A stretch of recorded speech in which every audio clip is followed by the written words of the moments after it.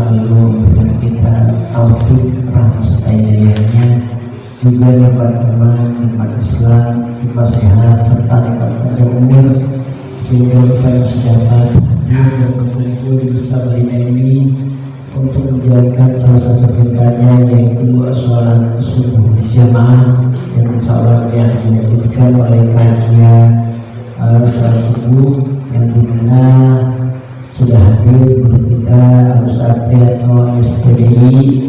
Alhamdulillah dia sudah menghadir di tengah kita, sehingga nantinya kita bisa dapat mendengarkan beberapa ilmu yang nantinya akan bisa kita merefleksikan dalam hidup kita sehari-hari. Salam semoga selalu tercurah kepada Rasul kita bagi Nabi Muhammad SAW beserta keluarganya dan juga para sahabatnya, dan insya Allah kita sebagai pengikutnya yang selalu diberikan oleh baginda Rasulullah, mudah-mudahan kita akan selalu istiqomah dalam setiap ajaran beliau, dan mudah-mudahan atas izin Allah Subhanahu Wa Taala kita akan mendapatkan syafaat beliau. Amin amin ya rabbal alamin. Baik para jemaah sekalian, untuk mempersingkat waktu, kami persilakan kepada guru kita Ustaz Priatno STDI untuk memberikan beberapa makalah pada pagi. Assalamualaikum warahmatullahi wabarakatuh. Waalaikumsalam warahmatullahi wabarakatuh. Innal hamdalillah nahmaduhu wa nasta'inuhu wa nastaghfiruh wa na'udzu billahi min shururi anfusina wa min sayyiati a'malina. Man yahdihillahu fala mudilla lahu wa man yudlil fala hadiya lahu. Asyhadu an la ilaha illallah wahdahu la syarika lahu wa asyhadu anna Muhammadan abduhu wa rasuluh. Allahumma salli wa sallim ala sayyidina Muhammad wa ala alihi wa ashabihi ajma'in, amma ba'd. Puji dan syukur marilah kita senantiasa panjatkan kehadirat Allah Subhanahu wa Ta'ala yang telah melimpahkan begitu banyak nikmat kepada kita sekalian, sehingga alhamdulillah pada kesempatan pagi hari ini kita dapat berkumpul bermuajahah di tempat yang mulia ini dalam rangka menunaikan kewajiban kita, baik dalam ibadah mahdoh kita sholat subuh berjamaah maupun dalam kegiatan setelahnya, yaitu kajian Ahad pagi. Mudah-mudahan pertemuan kita pada pagi hari ini membawa keberkahan buat kita semua. Amin ya rabbal alamin. Salawat dan salam tidak lupa kita sampaikan kehadiran baginda kita Habibana wa Nabiyana Muhammad sallallahu alaihi wasallam, juga kepada keluarganya, para sahabatnya, dan juga segenap umatnya hingga akhir zaman. Hadirin jamaah sekalian, wabil khusus akhirul kiram Ustaz Ali Sadi dan juga para jamaah sekalian yang insyaallah semuanya dirahmati Allah Subhanahu wa Ta'ala. Pada pagi hari ini saya ingin menyampaikan tentang maqasidus syariah. Sudah pernah belum ya? Belum ya? Ya, maqasidus syariah. Maqasid itu bentuk jamak dari maqsad, ya, yang artinya tujuan. Jadi kalau maqasidus syariah, tujuan-tujuan penerapan syariat. Jadi sholat misalnya, sholat itu kan perintah syariat agama. Nah, dalam perintah sholat itu Allah ada tujuan di sana. Kenapa Allah mensyariatkan sholat? Nah, pasti Allah memiliki tujuan. Allah memerintahkan ibadah puasa, maka di balik perintah puasa itu ada tujuan yang ingin Allah sampaikan.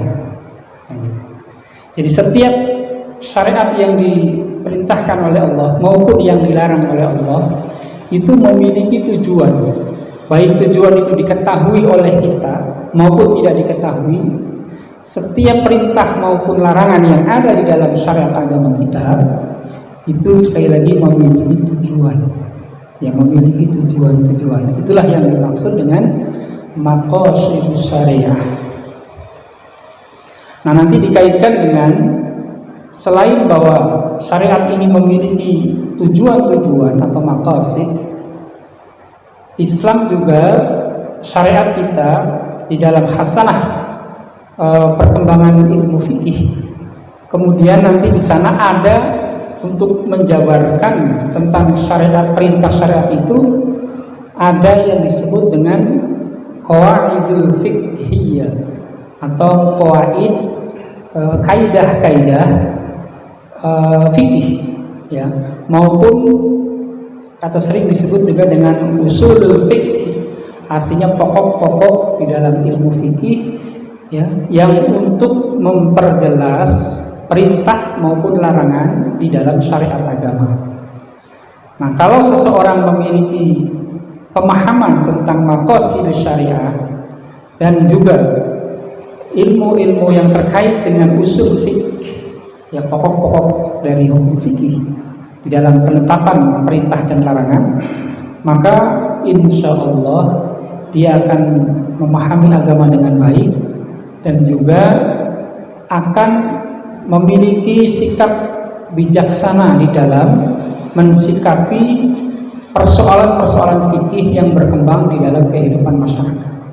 Nah, ini sebenarnya ilmu yang penting, ya, yang harus diketahui oleh setiap muslim.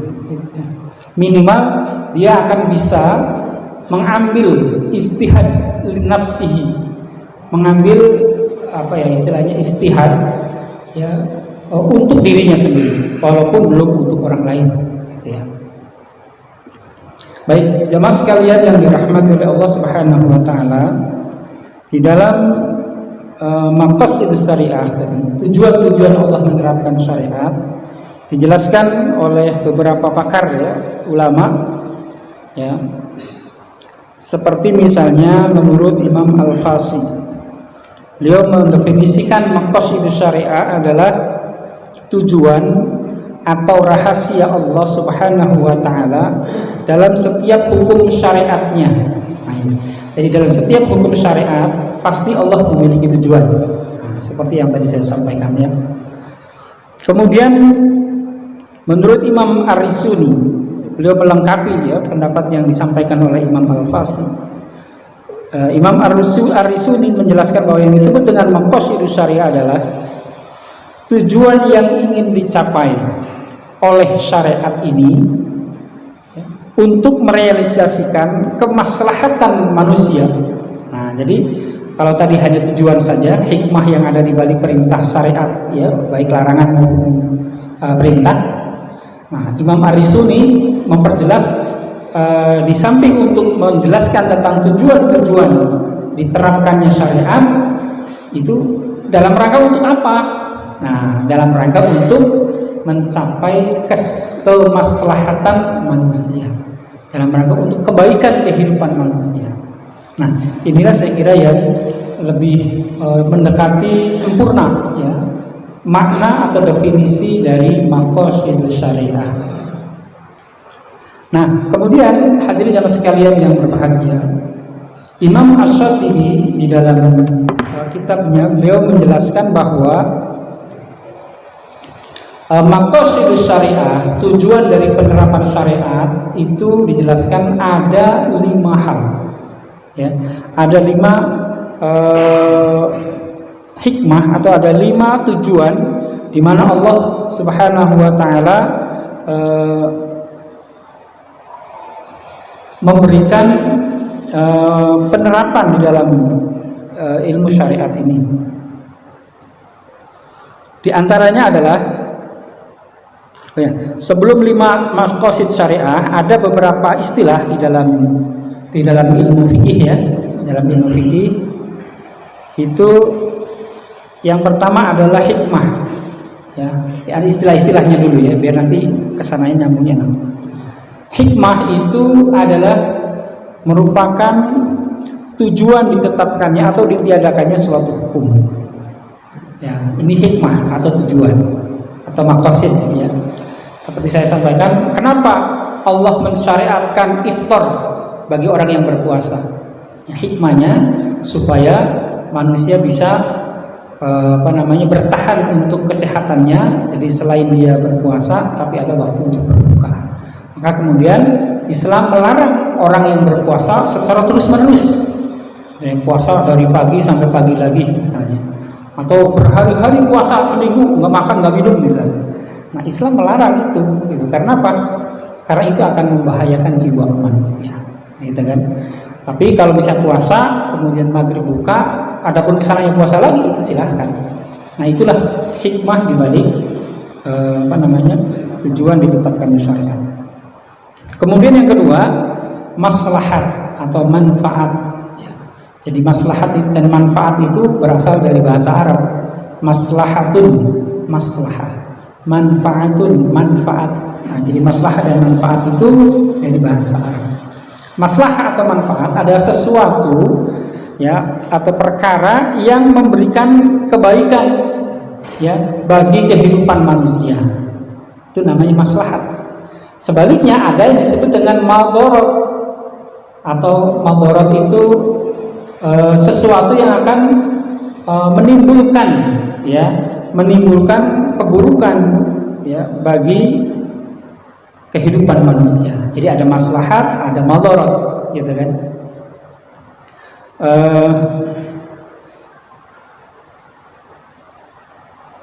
Kemudian selanjutnya ada yang disebut dengan ilat. Ain lam ta marbuto, ilatun. Ilat itu adalah sifat dhahir. Ya, sifat dhahir. Dhahir itu artinya bisa dikatakan alasan, sifat dhahir atau alasan ya untuk mendobit, untuk bisa diterapkannya dalam setiap kondisi yang menjadi manat, yang menjadi acuan, yang menjadi acuan dalam setiap hukum. Jadi yang disebut dengan ilat itu gampangnya begini, alasan kenapa ditetapkannya syariat, sehingga alasan itulah yang kemudian dijadikan sebagai acuan di dalam menetapkan hukum. Nah, misalnya begini, safar atau perjalanan, orangnya disebut musafir ya, itu menjadi ilat, menjadi alasan ya seseorang atau musafir tadi ya boleh ya menggabungkan dua kewajiban sholat dalam satu waktu. Nah, itu namanya ilat.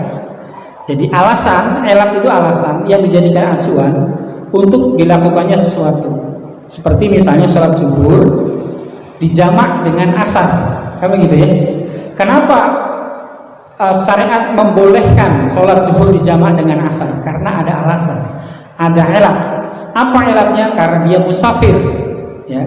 Dalam orang yang melakukan dalam perjalanan atau musafir itu menimbulkan masyaqqah, menimbulkan kesulitan ya. Artinya akan menimbulkan kesulitan ketika seseorang harus sholat setiap waktu. Misalnya kalau orang perjalanan dari Jakarta ke Jawa misalnya, kadang-kadang waktu zuhur masih berada di tol misalnya, sementara rest areanya baru saja kelewat. Nah, kalau misalnya untuk sampai ke rest area berikutnya itu dipastikan misalnya sudah melewati waktu asar. Nah, maka ini kan menimbulkan kesulitan, menimbulkan masyaqqah, gitu kan? Maka masyaqqah, kesulitan itu menjadi elat, menjadi alasan ya seseorang yang sedang perjalanan untuk apa? Untuk melakukan ibadah dengan dijamak, bahkan dijamak dan dikosor. Selain digabungkan, kemudian diringkas. Zuhur yang tadinya 4 rakaat jadi 2 rakaat. Asar yang tadinya 4 rakaat jadi 2 rakaat. Nah, itulah istilah di dalam hasanah ilmu fikih ya. Ada yang disebut dengan ilat atau alasan ditetapkannya syariat yang akan menimbulkan masyaqqah atau kesulitan, yang kemudian dalam kaidah fikih akhirnya kemudian timbul usul atau kaidah yang mengatakan al-masyaqqatu tajlibut taisir. Kesulitan itu akan melahirkan kemudahan ya. Jadi orang yang berada dalam kesulitan, maka ada syariat yang datang untuk memberikan kemudahan. Ya, apa itu kemudahannya? Sholat jamak dan qashar. Nah, itu yang disebut dengan ilat. Kemudian setelah kita memahami ada yang disebut dengan ilat, ada yang disebut dengan maslahat atau manfaat, ada yang disebut dengan manat, acuan, ada yang disebut dengan hikmah dan seterusnya, ya. Maka Imam Asy-Syatibi saya tadi jelaskan bahwa beliau menjelaskan ada 5 maqasidus syariah, ada 5 prinsip atau kulliyat al-khamsah, ada 5 prinsip yang harus dijadikan pemahaman bagi kita di dalam menetapkan suatu hukum. Ya. Apa tujuan atau syariat, apa maqasid dari Allah menerapkan syariat bagi umat Islam, bagi umat manusia? Yang pertama adalah hifdzuddin, ya. Jadi yang pertama adalah menjaga agama, ya. Jadi syariat ditetapkan, ya, atau syariat ini diterapkan itu dalam rangka untuk menjaga agama, supaya agama tidak boleh terjadi penyimpangan, supaya agama tidak boleh dijadikan sebagai mainan atau bahan sendagurau, gitu kan? Apa maksudnya? Misalnya begini, contoh, orang dengan pemikirannya yang liberal, misalnya, dia berpendapat bahwa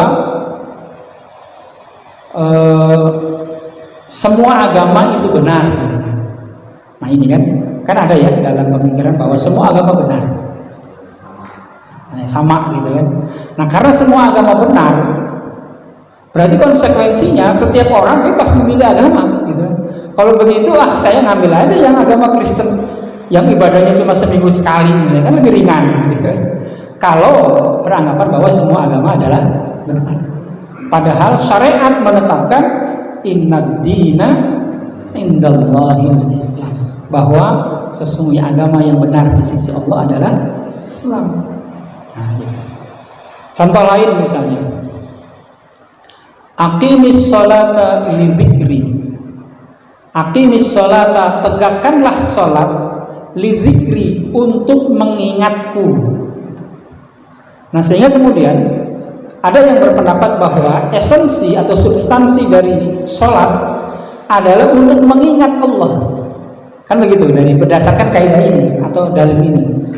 Jadi Allah mau memberikan perintah sholat itu adalah untuk mengingat Allah. Berarti kalau saya sudah ingat Allah, nggak perlu sholat lagi, karena tujuan dari sholat itu kan untuk ingat Allah. Maka kemudian dalam kaidah masyarakat ada yang disebut dengan eling, namanya ajaran eling, ya, di Jawa itu ya. Artinya apa? Eling itu ingat. Ya, jadi kalau sudah ingat, ya udah nggak perlu sholat lagi, yang penting ingat, karena esensi dari sholat itu untuk mengingat. Nah gitu kan. Nah sehingga kemudian inilah yang harus dijadikan pelurusan terhadap pemikiran-pemikiran yang tidak sesuai dengan maqasid, yang tidak sesuai dengan tujuan disyariatkannya agama, sehingga kemudian agama disimpangkan, ya. Itu dalam hal ibadah, ada dalam bidang akidah, ya, dalam bidang akidah, sehingga kemudian menimbulkan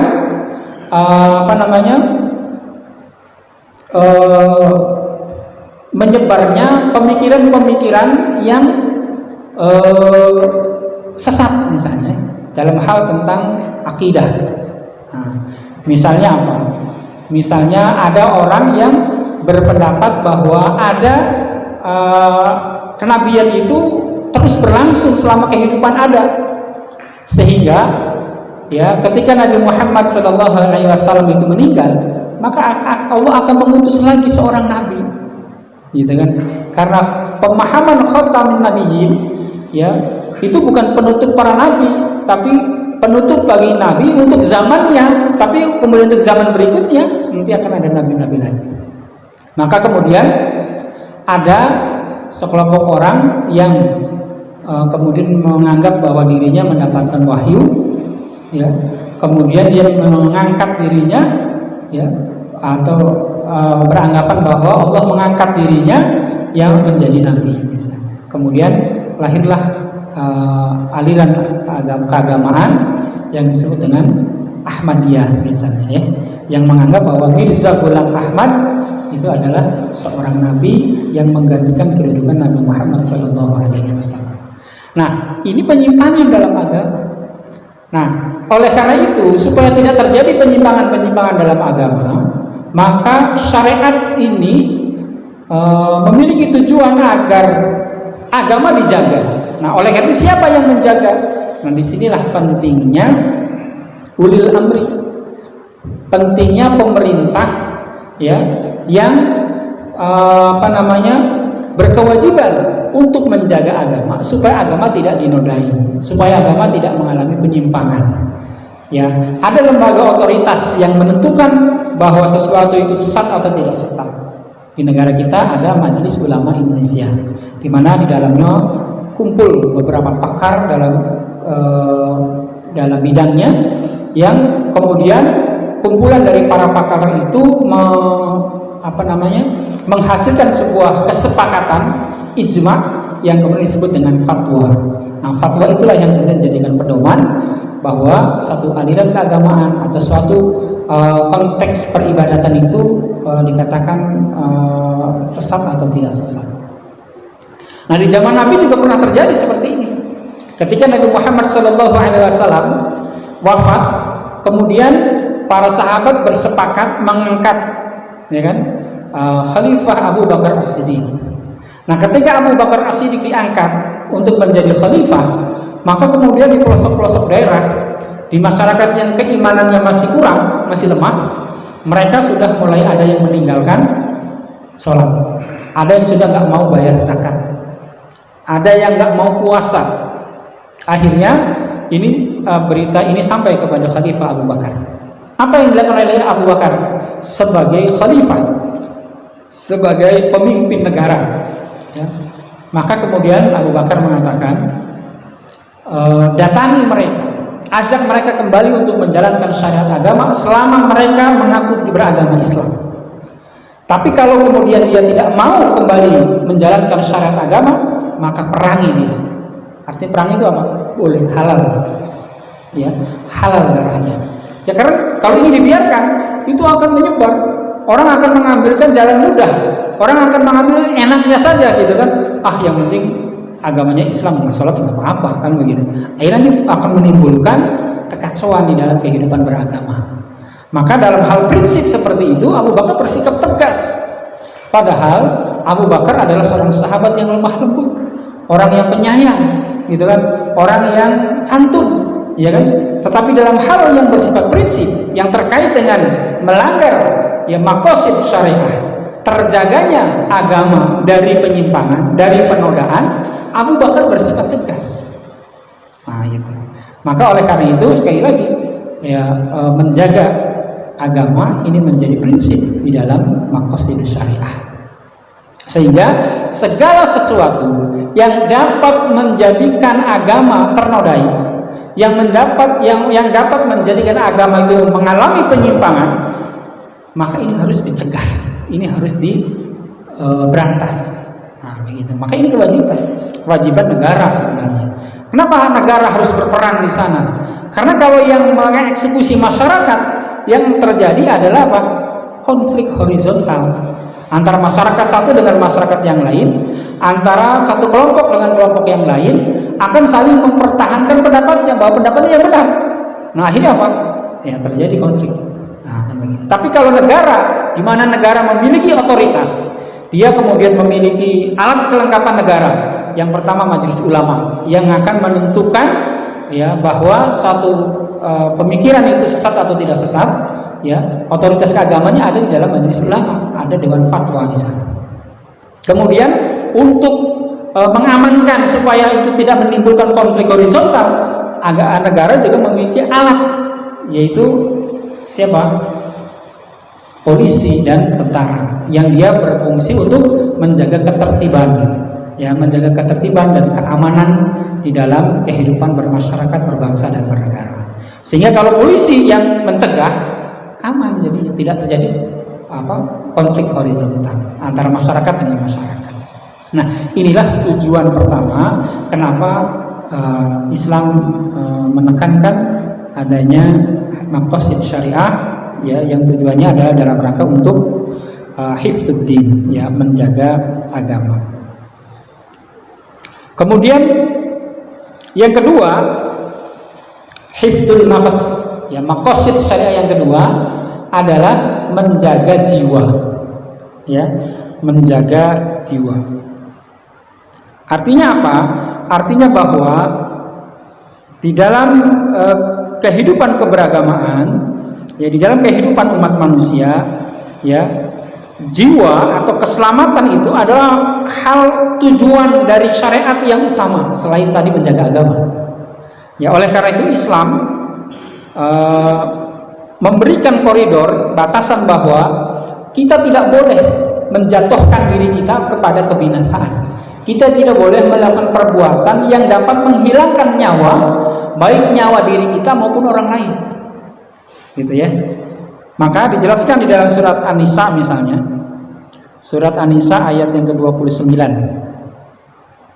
Allah menjelaskan, ya ayyuhalladzina amanu, hai orang-orang yang beriman, la ta'kulu amwalakum bainakum bil batil.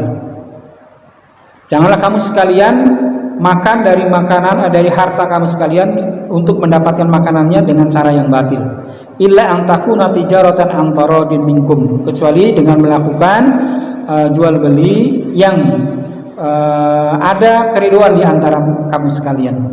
Nah, kemudian di ayat kelanjutannya, wala taqtulu anfusakum. Nah, ini kaidahnya. Wala taqtulu, dan janganlah kamu sekalian membunuh anfusakum, diri-diri kalian. Ya. Jadi Allah melarang perbuatan yang dapat menghilangkan nyawa dirinya sendiri. Ya. Maka orang yang melakukan perbuatan bunuh diri karena ujian kehidupan tidak dibenarkan dengan alasan apapun menurut syariat agama. Ya. Karena Allah menjelaskan wala taqtulu anfusakum innallaha kana bikum rahim. Sesungguhnya Allah adalah zat yang maha penyayang. Nah, kalau misalnya terjadi, maka pada ayat yang ke-30-nya Allah menjelaskan, wa may yaf'al dzalika udwanan wa zulman fasawfa nuslihi nar. Nah, ini luar biasa, ya. Jadi barang siapa yang melakukan demikian, ya, maka kata Allah, ya, barang siapa yang melakukan tadi melanggar hukum, ya, dengan membunuh dirinya sendiri, dengan melanggar hukum dengan kezaliman, ya, maka kata Allah, wa nuslihi nar, maka kami akan memasukkan dia naro ke dalam neraka. Jadi orang yang matinya itu dengan cara bunuh diri dengan alasan apapun, maka dia masuk neraka. Gitu. Udah nggak ada ampun itu, nggak ada ampun. Ya, dia tidak akan merasakan nikmatnya surga. Nah, itu, ya. Nah, hadirin jamaah sekalian yang dirahmati Allah, oleh karena itu ini menjadi pelajaran bagi kita bahwa dengan alasan apapun, dengan kesulitan apapun, ketika kita mendapat ujian dari Allah, jangan sampai kita melakukan perbuatan yang akan mendatangkan kematian bagi diri kita atau bunuh diri misalnya. Ada sekarang ini kan orang-orang yang cengeng, ya, ketika dihadapkan dengan ujian, putus cinta, gantung diri, gitu kan. Atau misalnya tertangkap tangan, bisa melakukan korupsi, akhirnya dia malu karena keluarga dan semuanya, gitu, akhirnya dia bunuh diri. Lalu orang yang kayak gini, maka nar, ya, wa nuslihi nar, akan kami masukkan dia ke dalam neraka. Bahkan jangankan orang yang begitu, ya, orang yang berjuang di jalan Allah, orang yang ikut berperang di zaman Allah, ya, ada yang matinya bukan karena terbunuh oleh musuh, tetapi matinya karena bunuh diri. Ya, di zaman sahabat ada seseorang ketika dalam peperangan, ketika perang sedang berkecamuk, tiba-tiba di arah belakang itu masuk seseorang yang dia menggunakan cadar, masuk menerobos pasukan kaum Islam, dan kemudian dia berada di barisan depan. Dia berperang dengan musuhnya, dan dia banyak menggugurkan musuh-musuh, banyak yang tewas karena kepiawaiannya di dalam berperang. Nah, sehingga kehebatan dia dalam berperang, dalam membunuh musuh-musuh itu yang membuat kekaguman dari para sahabat. Wah, ini hebat ini sahabat ini, siapa ya gitu kan, karena dia pakai cadar nggak diketahui. Begitu sudah perang usai, menang, dia langsung pergi gitu, meninggalkan tanpa jejak gitu, cepat dia. Itu beberapa kali terjadi peperangan begitu lagi, sehingga ini menimbulkan penasaran dari para sahabat dan menjadi bahan perbincangan di antara para sahabat. Oh, ada seorang sosok sahabat yang luar biasa ini. Nah, ternyata berita itu kemudian sampai kepada Rasulullah. Apa kata Rasulullah? Sesungguhnya dia itu ahli neraka. Wah, luar biasa kan? Padahal orang yang ikut berperang di jalan Allah, kalau mati harusnya syahid kan begitu, tanpa hisab dia masuk surga. Kecuali yang punya utang akan tertangguhkan katanya kan gitu. Nah, tetapi kemudian si sahabat ini ya oleh Rasulullah dicap bahwa dia adalah calon penghuni neraka. Kata Rasulullah, coba kamu perhatikan nanti katanya dalam peperangan yang akan datang. Akhirnya para sahabat berniat untuk menyelidiki apa ini maksud kata-kata Rasulullah ini kan. Karena kata-kata Rasul itu nggak mungkin bohong kan begitu. Akhirnya kemudian betul ketika terjadi peperangan sedang berkecamuk dari arah belakang masuk lagi nerobos dengan kudanya, gitu kan. Wah, ini benar nih. Ya, itu dalam kisahnya itu sering disebut dengan sahibun naqd. Ya, ini seseorang yang pemakai cadar namanya gitu. Nah, sahibun naqd ini dia kemudian perang gitu, banyak menewaskan orang ya, musuh gitu. Tiba-tiba kemudian dia terkena panah. Kena panah, jatuh dia dari kudanya. Nah, ketika jatuh dari kudanya, kemudian dia dalam hatinya merasa bahwa saya nggak boleh matinya karena terbunuh begini. Gitu. Saya nggak boleh terbunuh. Gitu. Saya malu dong. Saya sudah kadung terkenal bahwa saya itu seorang yang piawai, orang yang bisa menjaga diri dari terkena musuh. Tiba-tiba dia jatuh. Akhirnya apa?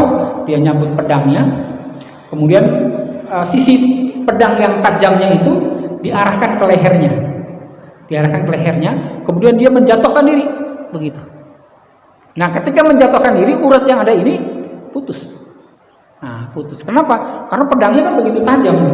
Pedang yang dalam perang itu tajam. Gitu. Sekali tebas itu putus, itu kepalanya bisa putus. Gitu. Apalagi hanya urat leher gitu. Nah, ini sahabat yang memperhatikan, oh betul. Ini sebenarnya rahasia kenapa Rasulullah mengatakan bahwa dia adalah ahli neraka. Ya kenapa? Karena dia matinya dalam keadaan bunuh diri. Bukan matinya misalnya kalau kena panah misalnya, atau kena pedang terjatuh banyak mengeluarkan darah akhirnya dia mati misalnya. Nah, itu lain persoalan. Itu yang disebut dengan syahid. Tapi kalau ini matinya bukan karena terpanahnya itu, karena dia memutus lehernya dengan pedangnya sendiri. Nah, inilah yang menyebabkan seseorang kemudian dia nuslihin nar atau yang dimasukkan ke dalam neraka. Kenapa? Karena taqtulu anfusa, karena dia membunuh dirinya sendiri. Nah, oleh karena itu sekali lagi, jangankan menghilangkan nyawa orang lain, ya, nyawa dirinya sendiri saja nggak boleh, gitu kan? Nuslihin nar. Apalagi kemudian menghilangkan nyawa orang, gitu kan? Nah, hadirin jamaah sekalian yang dirahmati oleh Allah. Maka di dalam ayat yang lain Allah menjelaskan, janganlah barang siapa orang yang membunuh manusia satu orang tanpa alasan yang hak dalam menurut syariat, ya, maka dia sama saja dengan membunuh semua manusia. Dan barang siapa yang menyelamatkan jiwa satu orang, ya, menyelamatkan jiwa satu orang, maka sama saja dia memberikan kehidupan bagi semua orang. Nah, inilah kaidah di dalam syariat agama kita. Nah, oleh karena itu segala perbuatan yang dapat menghilangkan nyawa, jangankan nyawa, menghilangkan madorot, menimbulkan madorot saja nggak boleh. Maka dalam kaidah fikih itu ada, atau dalam kaidah fikih itu ada kaidah yang mengatakan la dororo wa la diror. Nah, ini sekaligus hadis, sekaligus menjadi kaidah fikih. La dororo, janganlah kamu sekalian menimbulkan madorot, gitu kan? Kepada menimbulkan madarat yang berdampak kepada dirinya sendiri, itulah dororo. Wala diroro, dan janganlah kamu melakukan perbuatan yang dapat menimbulkan madarat bagi orang lain. Nah, jadi madarat bagi diri sendiri maupun kepada orang itu nggak boleh dalam syariat agama. Nah, inilah tujuan, ya, hifdzun nafs, menjaga jiwa dari diterapkannya syariat. Jadi segala sesuatu yang dapat menimbulkan atau berpotensi menimbulkan hilangnya nyawa itu harus dicegah, harus dicegah. Nah, gitu. Maka oleh karena itu timbul persoalan di saat sekarang ini, terutama pada bulan-bulan yang lalu ya, pada bulan-bulan yang lalu, ketika masa pandemi sedang gencar-gencarnya, kemudian majelis ulama ya beserta dengan tokoh-tokoh agama dari organisasi-organisasi Islam yang ada di Indonesia kemudian melarang ya melakukan sholat Jumat di masjid-masjid dan menyarankan untuk diganti dengan sholat zuhur di rumahnya masing-masing. Nah, kan itu ya. Nah, ini korelasinya dengan apa? Korelasinya dengan hifdzun nafas. Ya, menjaga jiwa. Karena menjaga jiwa itu menjadi tujuan utama dari maqasid. Ya. Maka ada kaidah mengatakan, kaidah fikih mengatakan atau usul fikih mengatakan darul mafasid, menolak kerusakan atau menolak madharat. Tadi ada istilah madharat ya. Madharat itu sesuatu yang akan menimbulkan keburukan, menimbulkan berpotensi ketidakbaikan bagi kehidupan manusia. Ya, maka darul mafasid, menolak keburukan, menolak madharat. Ya. Muqaddimun, itu harus didahulukan min jalbil masalih, dari mengambil masalih. Masalih itu jamak dari maslahah. Jamaknya masalih. Menolak kemadharatan yang dapat menimbulkan nyawa seseorang, misalnya hilangnya nyawa, itu harus diutamakan. Min jalbil masalih, daripada untuk mengambil manfaat. Min jalbil masalih. Salat Jumat adalah kewajiban yang ketika kita melakukan pasti ada hikmah, pasti ada manfaat, maslahat, diantaranya mendapatkan pahala dari Allah. Kan itu maslahat, kan itu manfaat itu. Ya. Kemudian ada pahala silaturahim karena bertemunya kaum muslimin di satu tempat di masjid untuk melaksanakan sholat Jumat, saling bersalaman, bermusafahah, menggugurkan dosa-dosa. Nah, itu kan manfaat. Maka dengan diadakannya sholat berjamaah ataupun sholat Jumat berjamaah, maka ada manfaat, ada maslahah yang diambil. Ya. Tetapi manfaat itu akan dapat berpotensi menimbulkan mafsadat, menimbulkan kerusakan, menimbulkan madharat. Apa madharatnya? Menghilangkan nyawa orang. Kalau misalnya dengan berkumpulnya, berkerumunnya, apalagi waktu itu ya, masa pandemi sedang gencar-gencarnya, maka berpotensi akan menghilangkan nyawa. Terpapar COVID, kemudian bisa meninggal misalnya. Maka hal ini harus dicegah. Gitu kan? Harus dicegah, dan dicegahnya itu lebih utama dibandingkan kita mengambil manfaat dari sholat berjamaah. Maka kemudian MUI memberikan fatwa untuk tidak melaksanakan sholat Jumat ya, dan diganti dengan sholat zuhur di rumahnya masing-masing. Ya, kemarin saya beberapa kali tidak melaksanakan sholat Jumat, sholatnya zuhur di rumah. Ya nggak usah ragu, kenapa? Karena ada kaidahnya, gitu kan? Ada aturan agama yang kita ikuti, bukan asal-asalan, tapi ada kaidah, ada tuntunan di mana kita harus melakukan hal itu. Nah itu ya, kenapa kita sholatnya diganti dengan zuhur. Kenapa kita sholatnya tidak berkerumun berjamaah di masjid, tapi di rumahnya masing-masing. Karena ada madharat atau ada hal yang berpotensi menghilangkan nyawa. Sementara nyawa itu tujuan utama diterapkannya syariat. Kalau kita hanya mengambil manfaat saja, ya kemudian mengabaikan madharat yang akan ditimbulkan, maka tujuan syariat sholat itu jadi nggak tercapai akhirnya. Tujuan syariat diterapkan itu akhirnya nggak tercapai. Karena apa? Karena menimbulkan madharat, menimbulkan kematian, menimbulkan hilangnya nyawa seseorang. Nah, gitu kan. Nah, terus dalam perkembangannya pandemi masih terus berlangsung sampai saat sekarang ini. Kemudian kita sudah dibolehkan sholat Jumat, kita sudah dibolehkan sholat berjamaah di masjid. Tetapi kemudian sholatnya ada social distancing, ya kan? Nah, ini dikasih tanda-tanda sehingga kemudian sholatnya berjarak, ya kan? Berjarak. Nah, kalau dalam bahasa agamanya, sholat yang berjarak seperti itu tidak nyunah. Iya kan? Sunnahnya sholat berjamaah itu apa? Sempurnanya sholat berjamaah itu apa? Lurus, rapat, kan begitu? Sobu sufufakum, kan begitu? Imam selalu mengatakan begitu. Sholatnya luruskan dan rapatkan. Makanya tadi saya perintahnya apa? Luruskan softnya, tidak rapatkan. Ya, rapatannya untuk sementara dihilangkan dulu, gitu kan? Kenapa? Karena ini masih masa pandemi, misalnya kan gitu ya. Alasannya begitu, ada alasan. Ya. Jadi orang yang sholatnya berjarak itu tidak nyunah, tidak sesuai dengan sunnah, gitu kan?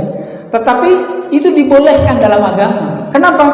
Tadi dalam rangka untuk menjaga maslahat, menjaga timbulnya madhar. Nah, begitu.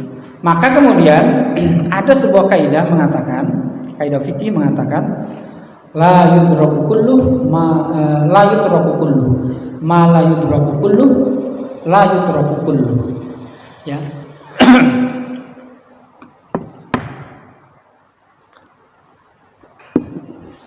Nah, jadi kaidah mengatakan ma sesuatu la yudraku kullu yang tidak bisa dilakukan secara sempurna, dilaksanakan secara sempurna, la yudraku kullu, jangan ditinggalkan semuanya. Nah, ini kaidah. Nah, sehingga orang yang sudah memahami ini ya biasa saja, tidak ngapain sholat berjamaah kok diregang-regang begitu, nggak nyunah, mendingan saya sholat di rumah. Nah, gitu. Nah, ini nggak tepat sekarang, konteksnya udah nggak tepat. Kenapa? Karena pemerintah sudah memberikan keputusan untuk boleh melaksanakan sholat berjamaah, tapi dengan tetap menjaga protokoler kesehatan, misalnya. Nah, kaidahnya tadi, sesuatu yang tidak bisa dilakukan secara sempurna, maka jangan ditinggalkan seluruhnya. Sempurnanya sholat jamaah itu lurus dan rapat. Tapi karena akan berpotensi menimbulkan madharat, menimbulkan potensi untuk terjadinya, terpaparnya misalnya COVID-19, maka sholatnya harus dikasih jarak. Nah, sehingga kalau misalnya sholat berjamaah itu kan pahalanya 27 lebih banyak daripada sholat sendiri. Maka sholat berjamaahnya masih tetap sah, hanya nggak sempurna. Nggak apa-apa, nggak sempurna. Ya, tidak sempurna nggak apa-apa. Yang penting jangan ditinggalkan seluruhnya. Sholat berjamaahnya masih bisa dilakukan. Nah, itu. Jadi sesuatu yang tidak bisa dilakukan secara sempurna, secara perfect, itu jangan ditinggalkan seluruhnya. Kalau masih ada yang bisa dilakukan, lakukan. Nah, inilah kaidah di dalam beragama. Sehingga kalau misalnya seperti ini dilakukan, insya Allah tidak akan terjadi konflik, tidak akan terjadi perdebatan yang berkepanjangan. Nah, gitu. Nah, inilah maqasid yang kedua, yaitu dalam rangka untuk menjaga jiwa, ya, menjaga jiwa. Kemudian yang ketiga, tujuan maqasid syariah yang ketiga adalah hifdzul akal, menjaga akal, ya, menjaga akal.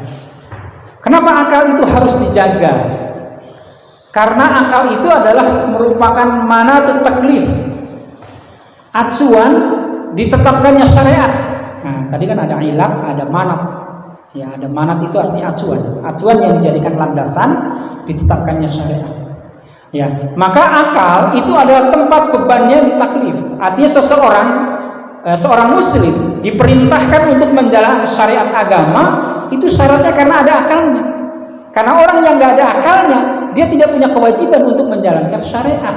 Maka oleh karena itu, akal itu diwajibkan untuk dijaga, tidak boleh akal itu dirusak. Ya, maka segala perbuatan yang dapat menimbulkan potensi rusaknya akal dalam ajaran agama kita itu dilarang, haram hukumnya. Kenapa? Karena sekali lagi akal itu menjadi manatut taklif, menjadi tempat dibebankannya dia menjalankan syariat agama. Ya. Oleh karena itu Rasulullah dalam sebuah hadisnya mengatakan, rufi al-qalamu an salasin. Rufi'a diangkat beban manatut taklif, menjalankan syariat agama, an salasin, dari 3 kelompok manusia. Siapa 3 kelompok yang boleh dia tidak menjalankan syariat agama? Yang pertama, anis sobiyi hatta yahtalima, dari seorang bayi sampai dia balik. Maka orang yang masih balik, yang masih bayi, yang belum balik, dia nggak punya kewajiban menjalankan syariat agama. Dia boleh tak sholat, dia boleh tidak puasa, gitu kan? Nah, adapun kalau dia melakukan dalam rangka untuk pembelajaran itu lain soal. Tapi hakikatnya dia belum ada kewajiban menjalankan syariat agama, gitu kan? Dan ini juga yang pernah menggemparkan majelisnya Imam Malik. Ya, Imam Malik itu punya majelis kajian fikih dengan para para ulama dan lain sebagainya datang di sini. Jadi forum silaturahmi ulamanya di zamannya Imam Malik dari berbagai daerah untuk belajar tentang masalah fikih ke Imam Malik. Dan salah satu santrinya itu adalah Imam Syafi'i. Waktu itu Imam Syafi'i masih muda, belum balik. Tapi wawasan keislamannya menyamai itu para ulama-ulama yang sedang mengikuti kajian itu. Gitu kan. Luar biasa Imam Syafi'i. Karena apa? Karena di usia 10 tahun itu, ya, di usia 10 tahun itu dia sudah paham tentang agama. Usia 7 tahun dia sudah hafal Quran. Bayangkan, luar biasa, cerdas dia. Imam Syafi'i sekali dia membaca langsung ingat, langsung hafal. Itu kecerdasannya itu luar biasa. Nah, sehingga suatu ketika Imam Malik jatuh sakit. Dan ketika Imam Malik sakit, kemudian Imam Malik memerintahkan Imam Syafi'i, waktu itu belum jadi Imam Syafi'i, belum jadi Imam Madhab, memerintahkan Syafi'i kecil untuk menggantikan posisi Imam Malik mengajarkan kepada para ulama. Kan luar biasa hebat Imam Syafi'i. Dan itu terjadi dilakukan di bulan puasa. Nah, pada saat di sela-sela di sela-sela Imam Syafi'i menerangkan tentang hukum fikih, Imam Syafi'i makan. Kan jadi akhirnya jadi polemik ya. Gimana sih katanya? Mengajarkan sesuatu di bulan puasa dia malah makan, nggak menghargai kami katanya. Akhirnya ada yang protes ke Imam Malik. Wahai sang imam, itu si Syafi'i gimana sih katanya, dia ngajarin fikih tapi di bulan puasa makan katanya. Imam Malik senyum-senyum saja gitu. Kamu gimana sih? Dia itu kan belum balik gitu. Kalau orang yang belum balik gak ada kewajiban menjalankan syariat gitu. Kalau dia makan biarin aja. Nah, digituin sama Imam Syafi'i, baru dia nyadar tuh, ya. Baru jamaahnya nyadar bahwa oh iya Imam Syafi'i waktu itu belum balik. Maka orang yang belum balik belum ada kewajiban menjalankan syariat. Kenapa? Karena orang yang belum balik akalnya masih belum sempurna. Nah, itu maka akal itu menjadi acuan untuk diterapkannya syariat, kewajiban menjalankan syariat. Kemudian yang kedua, anin naimi hatta yastayqilu, dari orang yang tidur sampai bangun dari tidurnya. Nah, ini juga pernah saya sampaikan dalam kajian fikih ya. Misalnya orang habis bekerja berat, pulang mendekati maghrib, nah, kemudian dia mandi, kemudian sholat, maka terus karena saking capeknya tertidur, bangun-bangun azan subuh. Nah, berarti isanya kan kelewat tuh, ya kan? Isanya kelewat. Nah, maka bagi orang yang terlewatkan menjalankan ibadah sholat isya misalnya karena tadi faktor yang tadi, itu nggak berdosa dengan meninggalkan itu. Karena apa? Karena dalam posisi tidak orang yang tidur. Orang yang tidur akalnya tidak berjalan, kan begitu. Maka akal nih yang jadi yang jadi patokan itu akal. Karena akal ini menjadi patokan seseorang wajib menjalankan syariat. Maka orang yang akalnya tidak sempurna, maka nggak ada kewajiban menjalankan syariat. Nah, baru dia setelah terbangun dari tidurnya, kemudian dia menjalankan sholat subuh. Setelah sholat subuh, dia diqadha tuh sholat isyanya, dia sholat isya. Ya, jadi jangan ditinggalkan, mentang-mentang udah kelewat, ya udah deh, nggak bisa. Ya ada yang disebut dengan qadha. Ya qadha artinya apa? Mengganti sholat di waktu yang bukan pada tempatnya disebabkan karena adanya ilah, adanya alasan. Nah, makanya ada. Kenapa dia boleh mengqadha di sholat isya di waktu subuh? Karena ada alasan. Apa alasannya? Tertidur. Gitu. Itu yang disebut dengan elat namanya. Ada elat tadi kan saya bilang. Nah, ada manat, ada yang jadikan acuan. Jadi elat itu menyebabkan adanya hukum baru. Gitu kan. Yang tadinya nggak boleh sholat isya di waktu subuh, ya nggak boleh lah. Gitu kan. Atau sholat subuh dilaksanakan jam 7 misalnya. Karena pulangnya malam, habis lembur gitu kan. Akhirnya tertidur, bangun-bangun jam 7. Nah, gimana cara sholat subuhnya? Ya udah, pas bangun sholat subuh. Gitu kan. Kemudian karena dia biasa pakai kunut, sholatnya pakai kunut. dilihat sama anaknya, Pak, kok sholat duhanya pakai kunut? Biasa ini, gitu ya, ketahuan jadinya kan. Gitu. Ya nggak apa-apa begitu. Karena apa? Karena memang dia dalam posisi tidur, akalnya tidak berfungsi.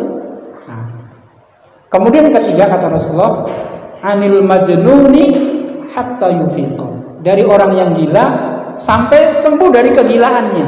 Nah, jadi orang yang gila nggak ada kewajiban menjalankan syariat, gitu, boro-boro menjalankan syariat, gitu. Dia mah nggak pakai baju aja nggak malu, kan gitu ya. Nah, maka dia tidak berkewajiban menjalankan syariat. Kenapa? Karena gila. Sampai dia sembuh. Kalau sudah sembuh, nah baru dia wajib lagi menjalankan syariat agama. Nah, ketiga kelompok ini keterkaitannya adalah dengan masalah akal.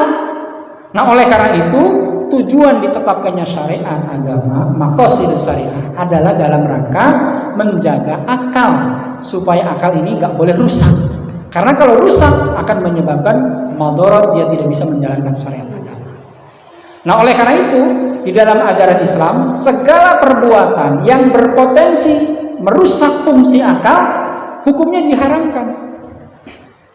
Maka dalam ayatnya innamal khamru wal maisiru wal ansabu wal azlamu rijzun min amali syaitan, kan begitu ya. Sesungguhnya khamr, gitu kan, kemudian undi nasib, kemudian perjudian, maisir, ya, dan seterusnya itu diharamkan. Ya, titik tekannya di khamru, ya, innamal khamru, segala hal yang memabukkan, yang dapat menghilangkan fungsi akal, ya, merusak fungsi akal, maka dalam ajaran agama diharamkan.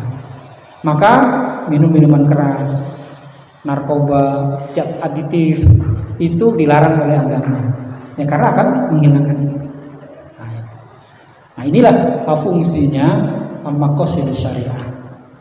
Yang ketiga ya. Kemudian yang keempat. Yang keempat adalah hifdzul mal, menjaga harta. Ya, hifdzul mal. Kenapa harta itu menjadi tujuan syariat? Karena harta itu adalah sarana kehidupan. Orang untuk bisa bertahan eksis dalam kehidupannya, dia harus punya penghasilan, dia harus punya makanan yang harus dia makan. Nah, gitu. Maka masalah kepemilikan ini adalah hal yang sangat fundamental dalam kehidupan manusia. Oleh karena itu, Islam memberikan batasan, memberikan acuan bagaimana kita untuk mendapatkan harta untuk kelangsungan kehidupannya. Maka dalam surat An-Nisa tadi, ya kan, wala taqulu bainakum wa taqulu amwalakum bainakum bil batil. Janganlah kamu makan makanan dari hartamu dengan cara yang batil. Maka mencuri nggak boleh. Ya, berpindahnya kepemilikan harta dengan cara yang batil itu nggak boleh. Gitu kan?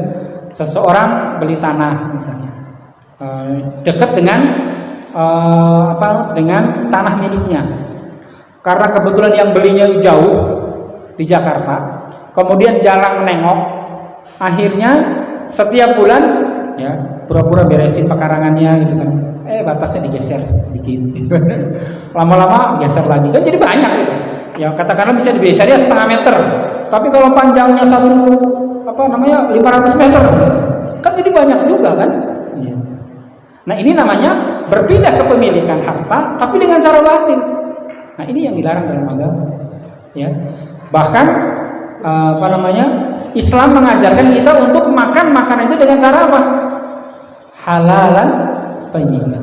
Ya, kulu wasrabu halalan thayyiban. Makan dan minum sekalian dengan makanan yang halal dan thayyib. Jadi Islam mensyaratkan dua dalam hal harta itu.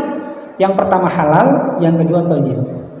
Halal konteksnya dua. Halal dari sisi substansi zatnya, makanannya halal. Kayak teh manis halal, ya kan? Apa nih namanya? Apa? Donat. Nah, donat itu halal.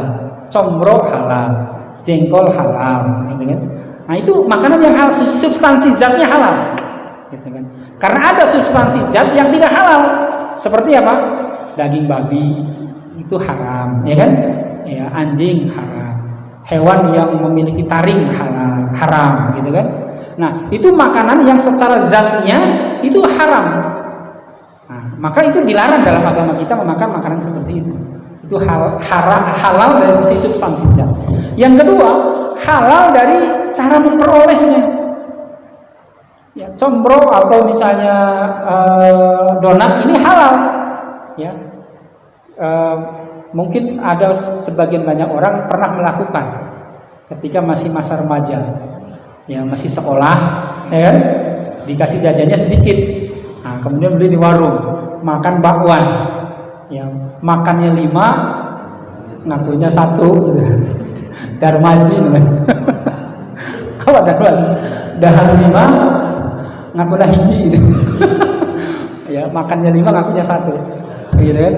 Nah, itu bakwan itu halal gitu. Tapi kalau karena cara memperolehnya dengan cara yang tidak benar, maka itu jadi haram. Gitu. Ya kan? Substansi zatnya halal. Gitu.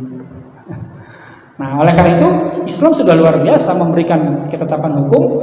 Halal itu bukan hanya dari sisi substansi zatnya saja, tapi dari cara memperolehnya pun harus halal. Nah, gitu. Bahkan bukan hanya itu, setelah dia mendapatkan harta, ketika membelanjakannya pun masih tetap harus dalam koridor kehalalan. Substansi zatnya halal, cara memperolehnya halal. Tapi kalau digunakan untuk membeli yang haram, ya jadi haram juga. Ya kan? Maka pertanggungjawaban kita terhadap harta nanti di akhirat itu kan 2. Satu dari cara dari mana dia mendapatkan, halal apa tidak. Yang kedua, bagaimana uang itu atau harta itu dibelanjakan. Ya, uangnya halal dari hasil gaji misalnya, kan halal. Tapi kemudian digunakan untuk jajan di warung yang lampunya nggak terlalu terang, gitu kan? Misalnya, ini contoh aja contoh. Akhirnya apa? Ya, kopi yang biasa di warung-warung paling mahal 5.000, di situ bisa 50.000 gitu. Ya, kopinya sih murah gitu. Yang nganterin dengan senyumannya ini yang jadi bikin jadi mahal kan gitu. Nah, jadi kalau kita membelanjakannya kepada hal yang seperti itu, maka jadi jatuhnya kepada perbuatan maksiat, maka jadi haram. Nah, itu. Nah, itu terkait dengan masalah harta, perolehannya dan penggunaannya. Nah, kemudian selain itu juga masih disyaratkan lagi itu dalam Islam ini. Bukan hanya sekedar halal, tapi harus thayyib. Thayyib itu artinya apa? Baik, sehat. Ya, misalnya ikan itu kan halal, bangkainya juga halal kan gitu ya. Walaupun sudah mati kan banyak kita makan ikan kan mati ya gitu. Ya, ikan asin gitu kan, ikan mas, ikan apa aja kan kadang-kadang kita belinya sudah dalam kondisi sudah mati kan. Itu halal. Ya, hal zatnya halal, cara memperolehnya misalnya dengan cara beli dengan uang yang halal. Tetapi kalau misalnya makan itu berpotensi menimbulkan penyakit, maka jangan dimakan. Walaupun ikan itu halal, tapi kalau sudah busuk, sudah belatungan misalnya apa lagi, walaupun belatungan itu mengandung protein, kata menteri siapa itu ya. Ya. Walaupun mengandung protein tinggi misalnya, tapi berpotensi menimbulkan penyakit, menimbulkan madarat, maka jangan dimakan. Itu nggak thayyib namanya. Walaupun halal, nggak thayyib, jangan dimakan. Tuh. Jadi begitu Islam mengajarkan, menetapkan hukum dalam kehidupan luar biasa. Bapak yang punya penyakit asam urat, ya kan? Ketika bertamu dikasih makanan, lauknya urat. Nah, gitu kan? Nah, itu walaupun halal bagi bapak yang punya asam urat itu nggak thayyib, jangan dimakan. Kalau dimakan, nah, bapak akhirnya nggak bisa jalan, ya kan? Karena mengandung kacang-kacangan yang menimbulkan apa? Penyakit. Walaupun halal, tapi berpotensi menimbulkan penyakit, itu nggak thayyib bagi bapak yang punya penyakit itu. Kalau yang nggak punya penyakit, embat, kan begitu. Ya? Bagi orang yang punya tekanan darah tinggi, misalnya, maka sate itu nggak thayyib, gitu kan? Walaupun halal. Nah, Islam itu sudah luar biasa membingkai kehidupan muslim agar dalam kehidupannya itu mendapatkan maslahat, mendapatkan kebaikan. Karena tujuan maqasid syariah dalam rangka untuk apa? Tercapainya kemaslahatan hidup manusia. Gitu. Jadi kalau kita dengan menjalankan syariat kemudian kemaslahatan tidak tercapai, berarti perbuatan itu melanggar maqasid syariah. Kemudian yang terakhir, Bapak sekalian yang dirahmati Allah, hifdzun nasab, menjaga keturunan. Ya, ini juga menjadi tujuan pokok syariat agama. Ya, keturunan wajib dijaga. Ya, karena apa? Karena keturunan itu akan menentukan sah dan tidak sahnya dalam kehidupan manusia dalam berumah tangga. Ya, bahkan kalau kita mau naik haji atau umroh, biasanya nama itu kalau orang Arab itu sangat konsen dengan masalah nasab. Ya, makanya biasa namanya harus 3. Ya, dia, bapaknya, kakeknya. Ya kan? Orang Arab itu dalam kaitan masalah nasab itu luar biasa. Para habaib, ya, orang-orang yang dzurriyyah Rasulullah itu nasabnya tersambung ke Rasulullah. Ya, Nabi Muhammad, Fatimah, kemudian Hasan atau Husain dan terus sampai ke bawah gitu kan, sampai si fulan. Misalnya Habib fulan, misalnya Habib Rizik Syihab misalnya gitu kan. Nah, artinya apa? Nasabnya tersambung. Begitu perhatiannya orang Arab itu terhadap masalah keturunan. Kenapa? Karena ya kalau misalnya ini tidak dijaga akan menimbulkan kerusakan, menimbulkan mafsadat yang luar biasa. Ya. Maka Islam mengajarkan la taqrabuz zina. Jangan kamu mendekati zina. Ya. Mendekati aja saya nggak boleh, apalagi melakukannya. Jangan dibalik. Oh, yang dilarang itu mendekati. Ini pemikiran yang belahbak, ini. Pemikiran yang sesat, ini nggak boleh diikuti. Ya kan? Kan yang dilarang mendekati kan. Nah, itu akal logika yang digunakan, ya bukan iman yang digunakan. Jadi logikanya harusnya apa? Mendekati aja nggak boleh, apalagi melakukan. Kenapa? Kalau itu dilakukan sampai kemudian terjadi wanita itu hamil dari hasil hubungan yang tidak sah, akan akan menimbulkan konsekuensi hukum. Pertama, anaknya perbuatannya termasuk perbuatan fahisyah, termasuk perbuatan keburukan, dosa besar. Kemudian yang kedua, anaknya nanti itu tidak boleh menasabkan kepada bapak biologisnya. Ya, misalnya anak yang lahir dari hubungan yang gelap, hubungan yang tidak sah secara perkawinan, maka binnya itu anaknya nanti binnya itu ke ibunya. Ya, karena bapak biologisnya itu tidak sah. Ya, seperti kayak Nabi Isa yang lahir tanpa bapak, binnya kan ke siapa? Ke Maryam. Isa ibnu Maryam. Gitu kan? Nah, bagi orang yang tidak lahir dari hubungan yang tidak sah, maka nanti binnya itu ke ibunya. Gitu kan? Baik anaknya laki-laki maupun anaknya perempuan. Gitu kan? Bin ibunya, misalnya ya Pak, ibunya Maimunah misalnya, bin Maimunah. Nah, jangan Maimunah dah, misalnya Kristiani misalnya. Bin Kristiani gitu. Karena nggak sah nanti. Kalau misalnya dia menikah, kemudian binnya ke bapak biologisnya, maka pernikahannya jadi nggak sah. Maka orang yang pernikahannya nggak sah, hubungan suami istrinya dia zina terus. Jadi dosanya berantai. Ya, dosanya berantai. Bapaknya dosa, kemudian anaknya juga berdosa, bapaknya juga kena dosa lagi karena anaknya berdosa, gitu kan, melakukan hubungan zina karena bapaknya nggak ngasih tahu, ibunya nggak ngasih tahu karena malu sama orang misalnya kan, sehingga pada saat akad nikahnya binnya ke bapak biologisnya. Itu akhirnya apa? Akhirnya si bapaknya itu mendapatkan passive income dari sisi keburukan, dari sisi dosa. Jadi walaupun dia sudah nggak melakukan, dia udah dapat dosa, kiriman dosa terus tuh. Nah, kan itu akhirnya luar biasa dampaknya, gitu kan. Nah, oleh karena itu masalah nasab ini menjadi penting. Maka segala sesuatu yang menimbulkan kerusakan nasab harus dicegah. Maka kumpul kebo dilarang, ya kan? Kemudian nikah beda agama dilarang. Ada undang-undang perkawinan di kita, gitu kan? Kenapa? Karena itu yang akan menimbulkan rusaknya nasab. Nah, menimbulkan mudarat, tidak ada maslahat di sana. Termasuk bagi seorang suami yang menikah sirih, ini harus hati-hati. Ya. Walaupun sah secara agama, tapi keluarga yang pertama harus tahu. Nah, gimana caranya, Pak? Bagaimana dah caranya? Karena apa? Karena itu juga berpotensi menimbulkan kerusakan nasab.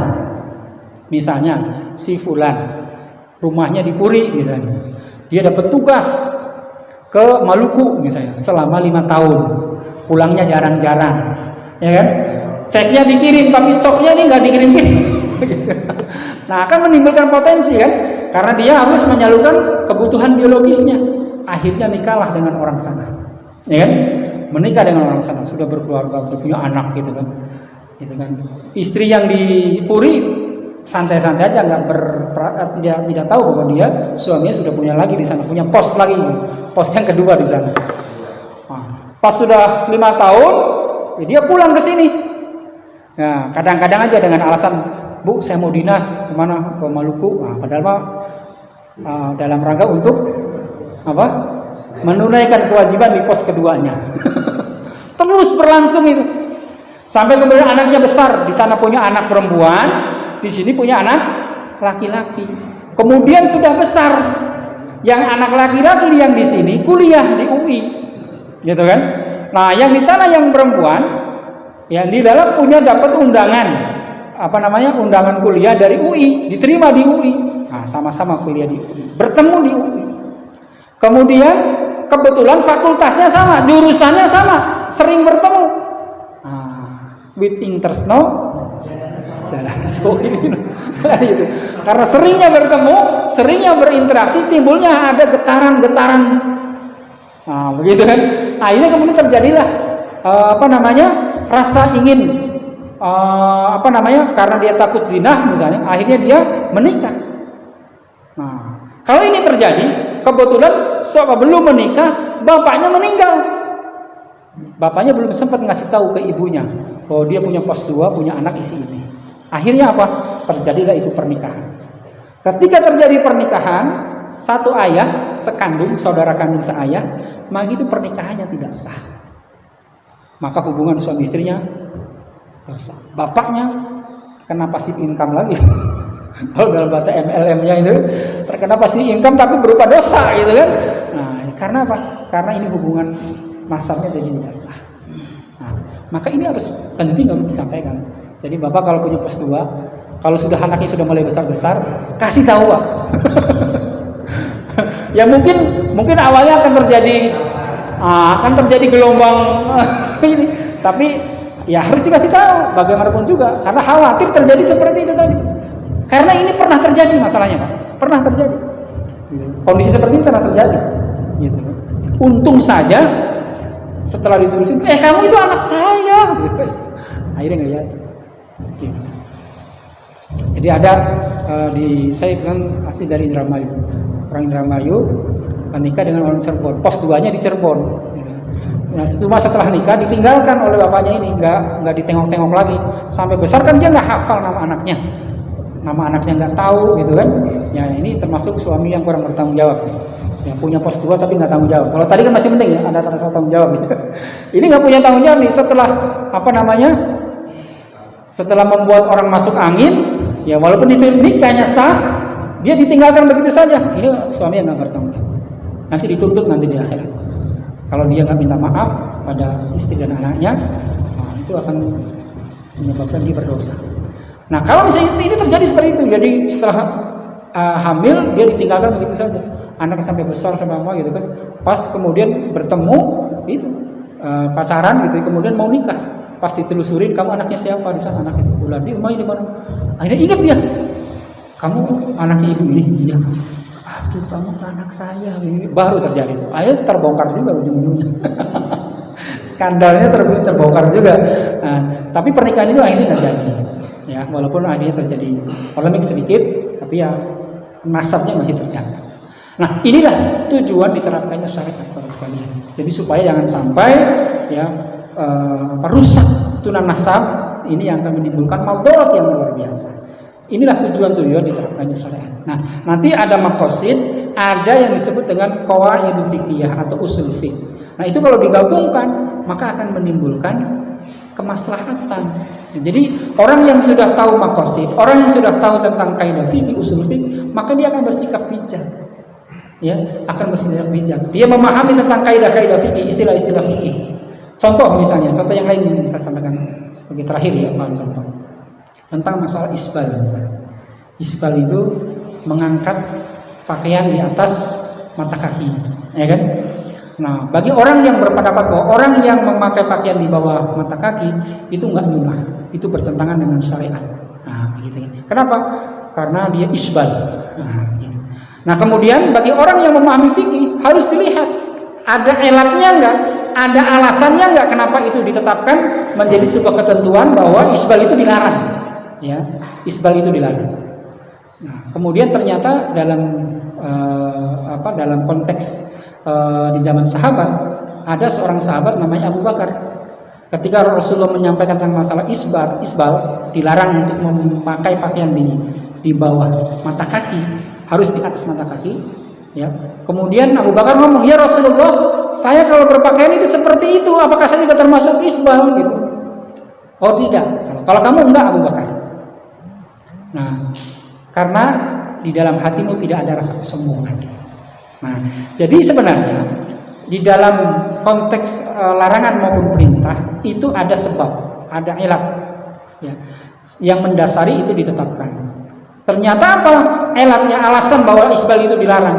Karena menurut tradisi masyarakat Arab, kalau orang berpakaian di bawah mata kaki itu merupakan bentuk kesombongan. Bentuk kesombongan. Jadi raja-raja, ya, orang-orang bangsawan itu kalau pakai pakaian itu selalu menjuntai ke tanah. Bahkan sampai orang yang di sini 1 meter tanahnya pakaiannya masih di sono tuh. Nah, itu yang kemudian dilarang oleh agama. Karena itu menunjukkan kemegahan, menunjukkan kesombongan. Nah, sementara engkau wahai Abu Bakar, kamu berpakaian seperti itu bukan dalam rangka untuk menumbuhkan kesombongan. Maka kamu tidak termasuk dalam isbal. Nah, sehingga syariat dilarangnya isbal itu adalah dalam rangka adanya rasa kesombongan. Maka bagi orang yang ketika berpakaian celananya masih agak ke bawah sedikit di bawah tumit, kalau itu tidak menimbulkan kesombongan, tidak didasari dengan niat supaya sombong, tapi dalam rangka untuk tradisi atau uruf, namanya uruf itu namanya kebiasaan, tradisi al-adah atau kebiasaan, maka dibolehkan seseorang tidak berpakaian dengan celana di bawah tumit, ya. Karena nanti ada kaidah fikih mengatakan al-adatu muhkamatun. Ada tradisi kebiasaan yang tidak melanggar syariat itu dibolehkan untuk dilakukan. Nah, sehingga kalau orang sudah memahami kaidah-kaidah seperti itu, ya biasa saja gitu. Nggak bisa saling menyalahkan, "Wah, kamu ini nggak lunah ini."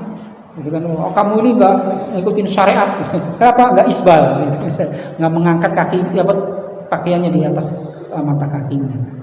Jadi, nah itulah ya di dalam keberagaman ini memang kita harus membekali diri kita dengan pemahaman tentang maqasidus syariah, tentang kaidah-kaidah fikih, tentang usul fikih, sehingga kita di dalam mensikapi masalah hukum itu menjadi bijak.